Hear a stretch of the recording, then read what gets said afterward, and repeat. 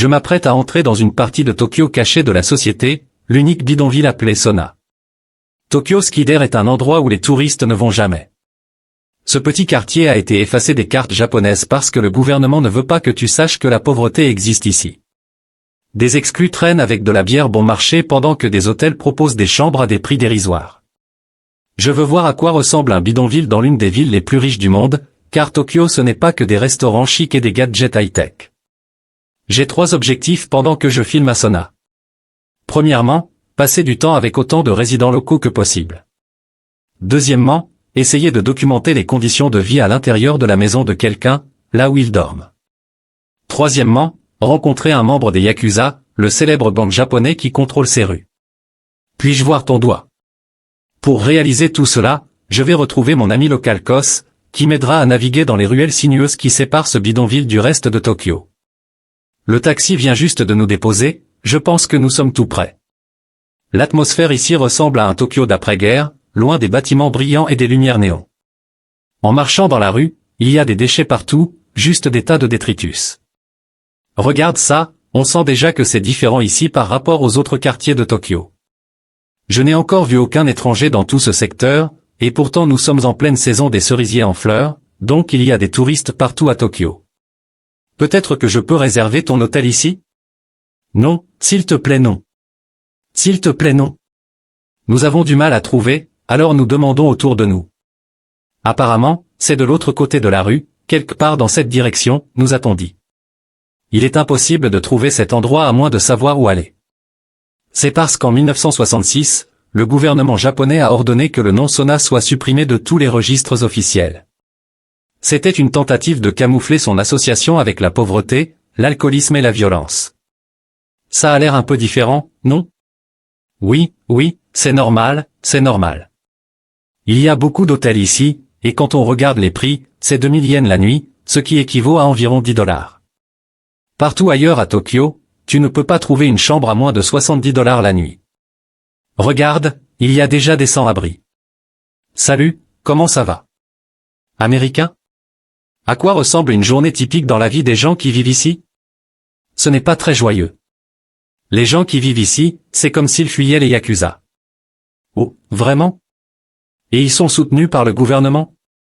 Oui. Y a-t-il des membres des Yakuza qui vivent ici?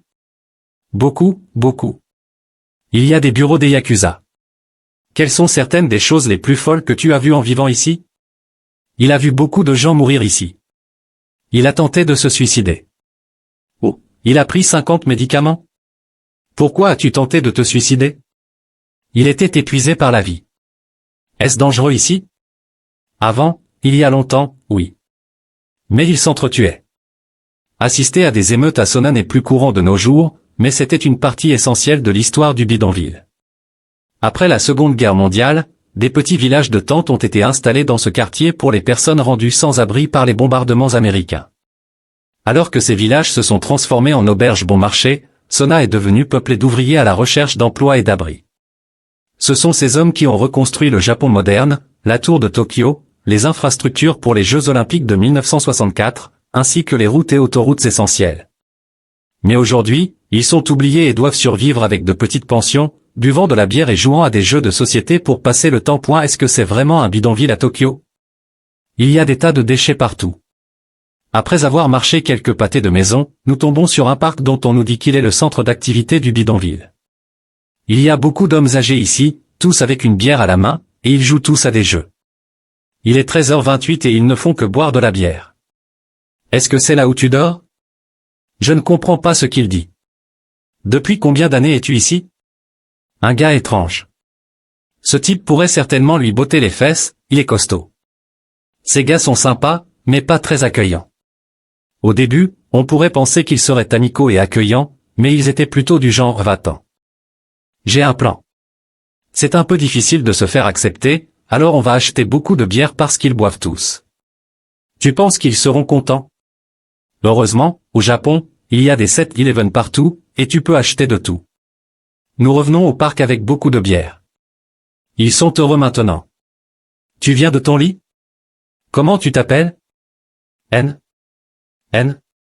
Il n'a pas de nom. C'est incroyable, tout ce qu'on a fait, c'est de ramener des bières, et maintenant ils sont vraiment ouverts et sympathiques. Qu'est-ce qu'il veut? Oh, il veut une femme. Désolé, je n'ai pas ça pour toi. Tout a changé avec la bière. Combien d'années as-tu vécu ici? Il ne veut pas répondre. D'accord, pas de problème, pas de problème. Dis-moi quelque chose d'intéressant sur toi. Il ne veut rien dire. Quand je te regarde, je peux voir que tu as eu une vie très intéressante. Il a beaucoup de profondeur, mais il s'échappe. Pas Yakuza? Quelle est la meilleure et la pire chose à vivre à Sona? Rien de mauvais. Et pour les bonnes choses? Rien. Aujourd'hui, le mieux, c'est que tu as eu de la bière gratuite, non? Je dois me rappeler que je suis au Japon, dans la plus grande et la plus futuriste des villes du monde, Tokyo, et voilà ce qui se passe ici. Oh, qu'est-ce qu'il fait? Il fait sa lessive? Oui, lessive.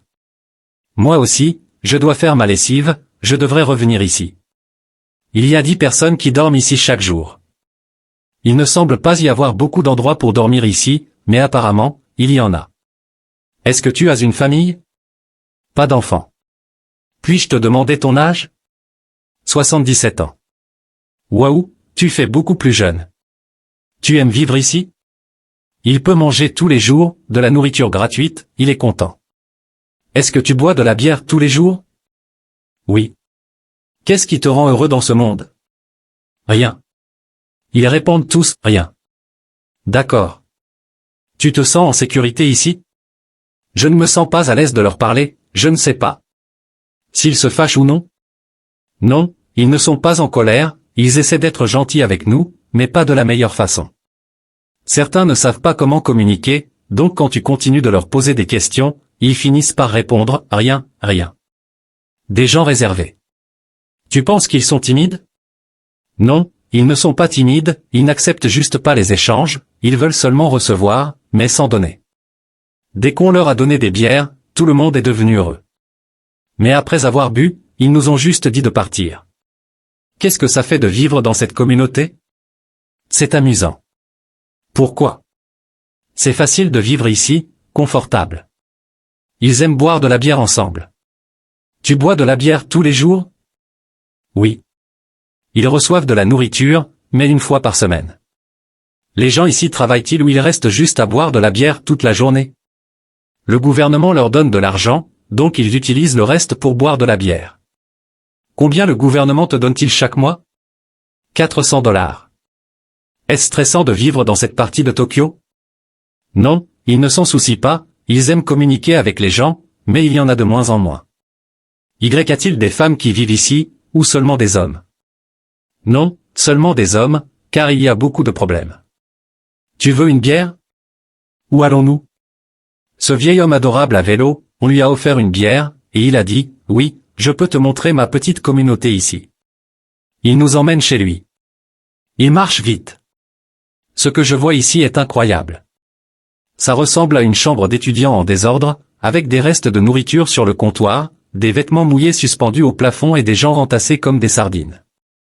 Il n'y a pas grand-chose d'autre à explorer ici, et je découvre que ces gens ne sont même pas ses colocataires. On m'emmène à l'étage pour voir quelque chose d'encore plus étrange. Il dort ici. Waouh, c'est là que tu dors? Toute cette situation est folle. Tu dois monter tout en haut du complexe par un petit escalier, et c'est là qu'il vit. Je suis vraiment choqué de voir ça, je n'ai jamais vu quelque chose comme ça ailleurs dans le monde. Spot. Oh oui, oui, vraiment, tu as déjà vu quelque chose comme ça? Jamais, jamais vu. D'où viens-tu à l'origine? Oh, on y était hier. Dois-tu payer un loyer pour vivre ici? 300 $. Tu dois payer 300 $? 3300 yens. Est-ce que tu travailles, tu as un emploi? Construction, comme ça, en montrant ce qu'il fait. Quelqu'un vit ici, derrière cette porte? Non, non, personne. Qu'est-ce qu'il y a ici? Quelqu'un vivait là, mais il est décédé. Comment utilises-tu la salle de bain? Il y en a une à proximité. Chaque fois qu'il veut prendre une douche, il doit payer environ 2 $.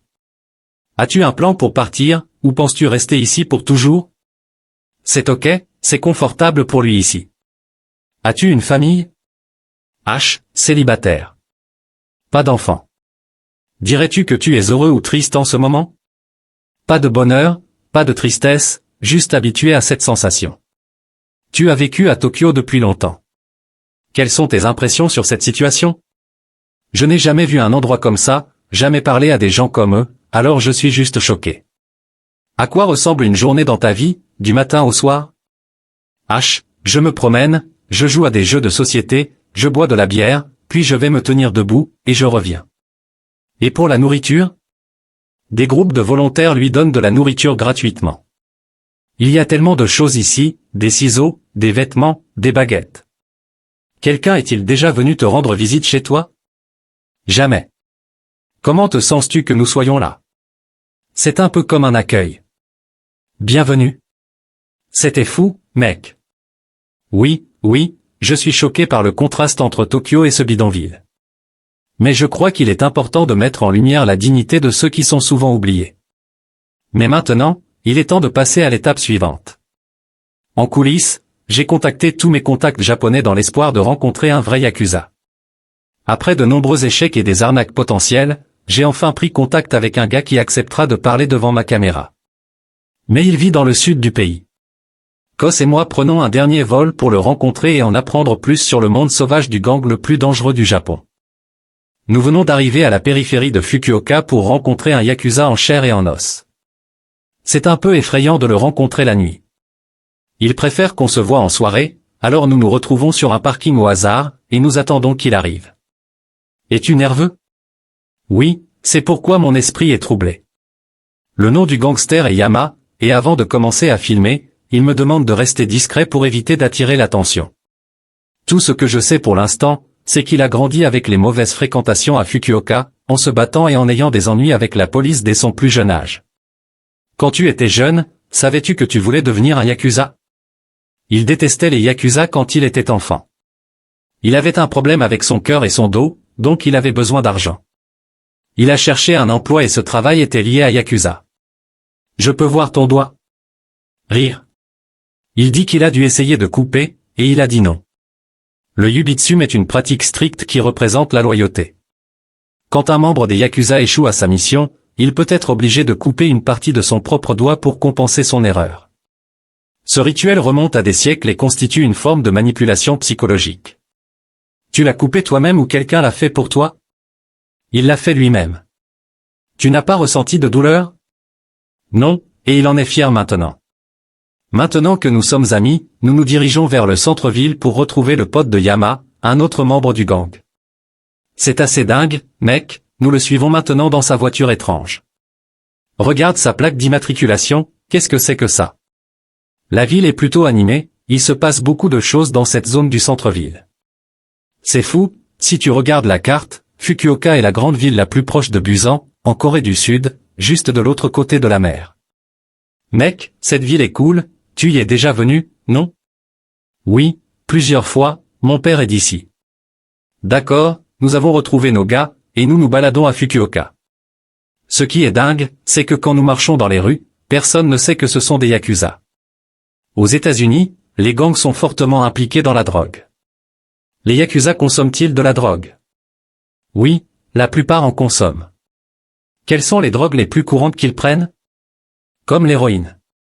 Ils en font aussi le commerce, ils vendent de l'héroïne. Si quelqu'un veut devenir un yakuza, que doit-il faire? Ils rejoignent des groupes comme les Bosozoku, un gang de motards rebelles associés à la jeunesse japonaise. Beaucoup de jeunes commencent dans cette sous-culture avant d'évoluer vers les yakuza. Membres des yakuza. Une fois que tu es devenu yakuza, si tu veux partir, comment fais-tu? Est-ce que tu dis simplement « Ok, j'ai fini » ou est-ce que tu dois faire quelque chose de sérieux pour partir? Ils doivent donner beaucoup d'argent ou se couper un doigt, ou bien l'équipe les frappe ou quelque chose comme ça. Il y a plusieurs façons de quitter. Comment on monte en grade, comme pour devenir un chef? Ce sont ceux qui font de bonnes affaires, et les jeunes vont en prison à leur place. Est-ce que les gens ont des armes ici? Oui, ils cachent des armes. Est-ce que tu en avais une? Non, il a arrêté, donc il n'a plus d'armes. Mais avant, oui, il en avait une. Est-ce que ça te manque? Est-ce que tu as envie de revenir? C'était vraiment amusant, ils s'ennuient parfois, mais ils ne veulent pas revenir parce qu'il n'y a plus d'avantage. Pourquoi es-tu si ouvert à partager ces informations? La plupart des yakuza veulent couvrir leur visage, pourquoi est-ce que c'est ok pour toi? Ils n'ont aucun regret et sont fiers d'être yakuza, donc ils n'ont pas besoin de se cacher, c'est pour ça qu'ils veulent partager. Rire. Ces gars sont super cool, terre à accent grave terre, et c'est juste surréaliste de se promener dans ces rues propres et magnifiques de Fukuoka tout en entendant leurs histoires folles de doigts coupés, d'os brisés, et de meurtres. C'est absolument bizarre. As-tu déjà vu des yakuza marcher? Oui, ce gars-là. Tu lui as fait un clin d'œil ou quelque chose? C'est tellement fou, c'est comme une société secrète. À mon avis, le Japon est la culture la plus respectueuse au monde. Alors pourquoi les yakuza volent-ils et tuent-ils des gens? Au Japon, les gens ont des raisons. S'ils ont peur que l'ennemi tue leurs amis ou leur famille, ils doivent tuer en premier pour détruire leur entreprise ou protéger leur famille, leurs amis. Quel est l'avenir des yakuza? Est-ce que leur nombre augmente ou diminue? Les yakuza ne disparaîtront jamais, parce que si les yakuza partent, la mafia chinoise arrivera. Ils aiment cet équilibre, la mafia chinoise ne vient pas parce qu'il y a la mafia japonaise. Pour moi, c'est comme dans les films. Je ne les connais que dans les films, donc je suis vraiment intéressé par leur expérience. Bien que dans les films, ils soient dépeints comme des mafieux élégants, ce n'est qu'une partie de la réalité. Au-delà de leurs activités criminelles, les yakuza apportent parfois de l'ordre là où le gouvernement échoue. Leur implication dans les secours lors de catastrophes naturelles, comme les tremblements de terre et les tsunamis, leur a valu un respect réticent de la part du public. Mais leur méthode implique souvent des menaces et de la violence, ce qui leur vaut une peur généralisée. Aujourd'hui, les répressions du gouvernement isolent les yakuza de la société, ce qui explique pourquoi nos amis sont si hésitants à parler ouvertement. Nous entrons dans un restaurant ici, tout au Japon est génial, dès que tu entres dans un restaurant, tu te sens heureux. Bonjour, bonjour, bonjour, comment ça va? Il est risqué de parler des yakuza en public, alors nous choisissons une pièce à l'étage pour parler discrètement. Ils continuent de regarder autour pour voir qui nous observe, car ils ne veulent rien révéler qui pourrait leur attirer des ennuis. Quand je pense au mot yakuza, je pense à quelque chose de vraiment dangereux, des gens qui s'entretuent, des armes. Est-ce que c'est vraiment si dangereux? Oui, c'est vrai.